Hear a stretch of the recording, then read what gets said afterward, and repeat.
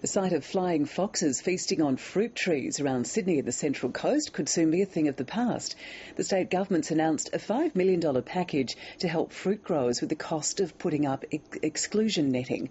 The scheme will also see an end to the controversial practice of allowing farmers to shoot bats which damage their crops. Barbara Miller reports from Mangrove Mountain on the state's Central Coast. Pretty as a picture in the night sky, but flying foxes have become a nightmare for fruit farmers. We had quite an invasion and had to cull quite extensively to try to send a message to the colony that it was dangerous to eat at our place. Animal welfare groups have long argued that shooting fruit bats is inhumane. New South Wales will now follow Victoria and Queensland in banning the practice.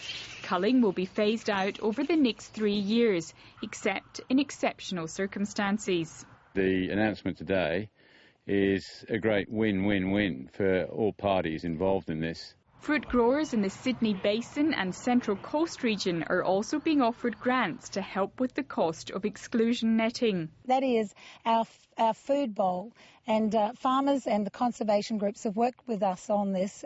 It's areas where flying foxes particularly can provide terrible damage to our crops. Trees such as these nectarine trees will flower in the next 4 to 5 weeks, and that's the crucial time if farmers want to get these flying fox nets on.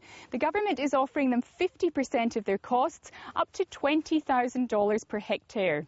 Farmers like Peter Comensoli say it would have been nice to have the whole cost covered, but that would have been unfair to fruit growers who've already forked out for fencing.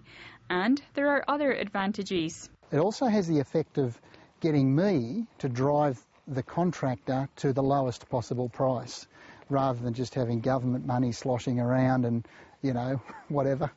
The scheme begins next week, meaning the nomadic creatures will soon be on the move again. Barbara Miller, ABC News.